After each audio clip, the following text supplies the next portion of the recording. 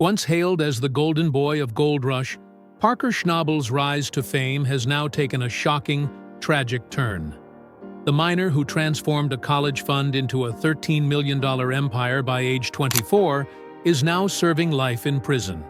No parole, no appeals left. What was once a booming legacy in the Yukon is now frozen under legal scrutiny. His operations halted and his fortune locked away. Season 15 was supposed to be his biggest yet. With gold prices soaring, Parker set a bold goal: 10,000 ounces, worth over $26 million. To get there, he purchased two historic claims, Gold Run and Sulphur Creek, for $2.5 million. Together, these sites had once produced over $1.5 billion in gold. Parker transferred his biggest wash plant, Big Bob, 25 miles to Sulphur Creek, in a massive push for production. Within days, it paid off. 290 ounces in 4 days, plus another 276 ounces from Roxanne's elbow cut. But beneath the surface, things were falling apart. As digging intensified at Dominion Creek and Bridgecut, environmental red flags began to appear. Then came the crushing blow. Big Red, Parker's legendary wash plant responsible for more than $53 million in gold, broke down after 12 grueling seasons. With only 2 plants left running and no margin for error, the operation spiraled. Authorities launched a full investigation into Parker's mining practices, particularly the environmental damage at Dominion. The results were damning. What started as a dream to chase history ended in disaster. Fans are left stunned, asking, how did one of reality TV's hardest-working miners lose everything? What Gold Rush fans didn't see on television was the storm brewing just out of frame. While Parker Schnabel raced to expand his mining empire and hit record numbers before the cold set in, he was also walking straight into legal peril. In his aggressive push for profit, Parker began cutting corners.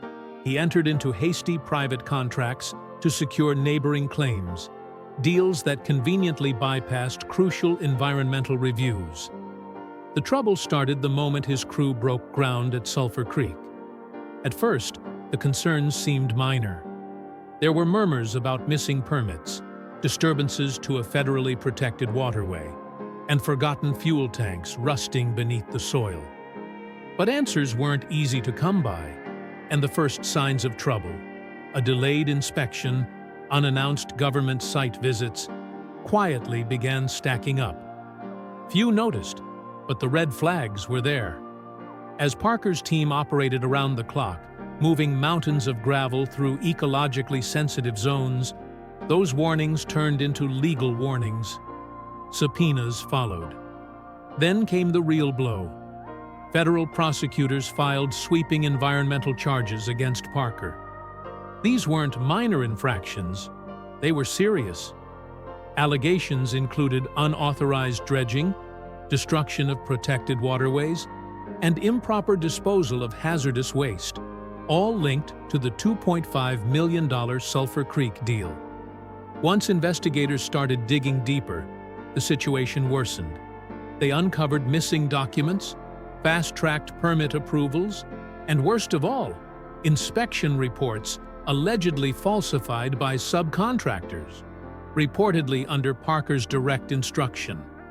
What had once been a show about ounces of gold transformed into a legal thriller focused on pages of evidence. In court, prosecutors claimed Parker had deliberately pushed operations beyond legal limits to hit his ambitious 10,000-ounce goal. They painted a picture of a man so driven by results that he ignored warnings, disregarded regulations, and put the surrounding environment, and by extension, public safety, at significant risk. The numbers presented in court were damning. There were 68 confirmed violations, more than $3.1 million in unauthorized site work, toxic soil readings near machinery, and over 8,000 gallons of hydraulic fluid unaccounted for. Parker's defense team scrambled. They argued that these were innocent mistakes. that third-party contractors had mishandled responsibilities, and that any missing paperwork was due to bureaucratic delay, not intentional wrongdoing. But then came the emails. In one exchange, Parker explicitly urged his team to maintain constant production and not let interference slow us down. That line, and others like it, echoed throughout the courtroom and heavily influenced the jury's perception. Things worsened when a former crew member testified, claiming Parker had been repeatedly warned about the legal risks and chose to proceed regardless. The result was crushing. Prosecutors presented a clear pattern of reckless behavior and systematic violations. Charges ranged from environmental destruction to document falsification, and eventually, even obstruction of justice. The court declared Parker's actions as demonstrating willful disregard for federal law, which triggered the harshest sentencing parameters. But curiously, there was no public mugshot, no media circus at a courthouse. Parker simply disappeared from the public eye, prompting speculation. Some whispered of behind-the-scenes deals. Others claimed restitution talks were underway. Whatever the case, the golden boy of mining was gone, and his empire frozen in silence. What the public didn't see coming was the total silence that followed. While speculation swirled, there were no official statements, no press releases, not even a cryptic social media post. Just silence. That quiet was louder than any denial or explanation could have been. Because this wasn't just anyone, it was Parker Schnabel, the breakout star of Gold Rush, and the face of one of Discovery Channel's most successful franchises. He wasn't just a miner. He was a symbol of grit, success, and perseverance. By the time he was 24, Parker had unearthed over $13 million in gold, fronted 8 spin-offs, including Parker's Trail, and by season 14 alone, raked in over $24 million. And then, seemingly overnight, he disappeared. Parker was never one to flaunt his wealth. While many in his position might indulge in luxury homes or exotic cars, Parker remained remarkably grounded. At the height of his fame, he admitted to sleeping on a friend's couch in Los Angeles rather than splurging on a Hollywood lifestyle. Instead of status symbols, he invested in experiences, trips with his father, bonding weekends with his team, tickets to big games, and occasional getaways to Vegas. For him, it was never just about the money. It was about memories, loyalty, and legacy. That grounded mindset came from his heritage. Parker was raised in a family built on resilience. His great-grandfather carved a life out of the Alaskan wilderness. His grandmother joined him in 1937. His father still rises before dawn each day to work. Surrounded by such unwavering examples of endurance and commitment, Parker learned early on to push through pain and persevere through adversity. One of his most cherished memories was a summer spent working side by side with his grandfather, sharing stories and meals, an experience he later said he wished he had recorded. To Parker, those personal moments far outweighed any gold bar. And yet, that same legacy is now hanging in the balance. Season 15 was hyped as his biggest achievement yet, a triumphant comeback with a lofty 10,000-ounce gold target. But instead, it became known as the season where everything fell apart. Equipment failures, regulatory setbacks, and a storm of legal trouble derailed everything. While Parker stayed determined and driven, trying to push forward harder and faster than ever, the weight of it all proved overwhelming. Dominion Creek was supposed to be his masterstroke. This time, Parker didn't lease the land. He bought it outright, putting down $15 million in a single, non-refundable payment. That bold move gave him full control, but also full exposure to risk. And the gold wasn't easy pickings. It was buried deep, over 40 feet underground. Extracting it required massive upfront investment in gear, labor, and time. Still, the numbers were enticing. Dominion was estimated to hold 80,000 ounces of gold. At $2,000 an ounce, that meant a potential yield of $160 million. But there was a ticking clock. Parker had just 6 years left on the water licenses and environmental permits needed to mine. If the permits weren't renewed, any remaining gold in the ground would become a complete financial loss. So, Parker did what he always did. He went all in. His crew began moving dirt at unprecedented scale, over 4 million yards a season, totaling a projected 25 million banked yards over the life of the claim. Once expanded, that material became closer to 30 million yards. The physical toll was immense. This was not a safety net situation.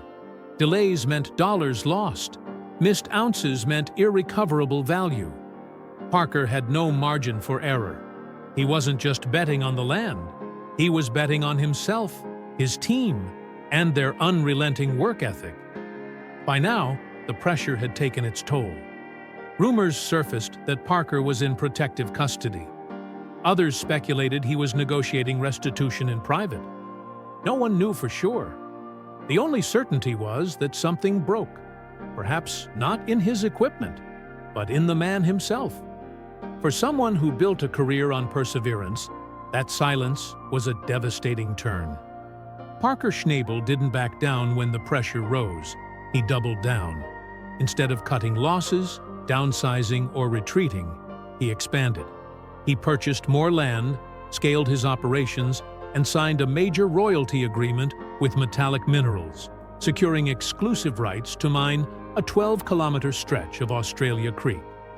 That deal alone came with a $1 million minimum annual commitment, plus additional royalty payments for each ounce of gold extracted. With that, his responsibilities ballooned. Dominion was already a massive undertaking, and now he had another full-scale mining project under Little Flake Mining's control. The stakes were higher than ever, and the margin for error had all but disappeared. With potentially $200 million in long-term gold production hanging in the balance, Parker demanded excellence from his crew. There was no tolerance for excuses or slow pace. Anyone who couldn't handle the intense pressure was quickly cut loose. The workload was relentless, and as the operation grew, so did the stress. Each equipment breakdown, each lost day due to weather, each ounce missed from the target quota added strain to both the business and the people behind it. That's when the cracks began to show in Parker's relationships. He and Rick Ness, once close allies, barely saw each other during the season. In fact, Parker met Rick in person only twice all summer. Once for a serious on-camera discussion about a personal challenge Rick was facing. Outside of that, they operated in different spheres. The same was true for his dynamic with Tony Beets. Years ago, they clashed regularly over land, permits, and royalties. But now, with Parker owning his ground and holding his own permits, there was less friction, and also less interaction. A few casual coffees replaced once heated debates, signaling a new phase of independence, but also isolation. That isolation grew heavier as the demands of Dominion mounted. With limited outside support and a relentless pace to maintain, Parker kept his head down and pushed forward. At the same time, he was fulfilling his public promises, finalizing his deal with Metallic, leading a 400-hole drill program, and earning accolades like the Robert E. Leckie Award for Environmental Stewardship in 2022. Yet just 2 years later, he found himself facing legal scrutiny, proving how quickly things can shift in the mining world. Despite it all, Parker remained true to himself. No lavish lifestyle, no celebrity ego.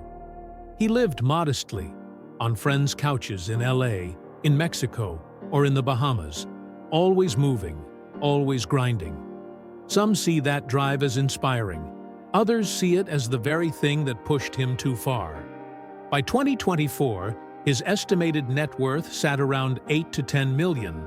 surprisingly modest for the face of one of Discovery Channel's most successful franchises. Parker Schnabel has never lived like a millionaire, despite earning like one. He doesn't flaunt luxury watches or build a garage full of exotic cars. Most reports say he doesn't even own more than one home, a modest 2,000-square-foot house in Haines, Alaska, built in 2015 on private land by a lake. With its metal roof and wood frame, it's far from flashy. At one point, rumors suggested he purchased a $950,000 mansion, but Parker shut them down immediately, saying he was essentially homeless and preferred crashing on friends' couches. For most, that would seem like a quirky exaggeration, but for Parker, it's believable. This is the same guy who spent his entire college fund not on education, but on mining equipment and ground leases. While his peers were picking dorms, he was selecting gold claims and digging through permafrost. Dominion Creek wasn't his first big gamble, it was just his boldest. He invested $17 million into land where gold lay 40 feet beneath frozen earth. Mining there meant shifting 30 million cubic yards of dirt over 6 years, or over 5 million yards annually. The commitment wasn't just physical, it was mental, emotional, and relentless. Dominion was no side project. It was a beast. And Parker, undeterred, scaled his crew, equipment, and responsibilities. He even inked a high-stakes royalty deal with Metallic Minerals to mine a 12-kilometer stretch of Australia Creek, agreeing to a $1 million yearly commitment before a single ounce was recovered. But Parker's vision wasn't limited to Yukon. He took his ambition global, mining in Guyana, Papua New Guinea, Brazil, and beyond. When others hunkered down for winter, Parker was halfway around the world filming Parker's Trail, enduring extreme conditions, navigating foreign logistics, even pushing through altitude sickness at 16,000 feet in the Andes, all while the cameras kept rolling. His mining success, paired with Discovery Channel salaries, streaming rights, merchandise, and sponsorships, reportedly brings him more than $4 million annually. Yet despite the earnings, Parker never chased money. He chased purpose. He sought to honor his grandfather's legacy, protect his crew, and prove a young man from rural Alaska could dominate one of the world's harshest industries. And now, everything is on pause. Dominion's future is uncertain, tied up in legal review.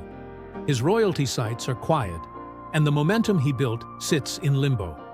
With Season 15 airing, fans are left wondering, will Parker Schnabel rise from this stronger, or has the golden run finally reached its end?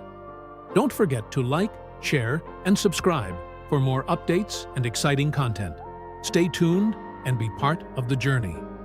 Thanks for watching.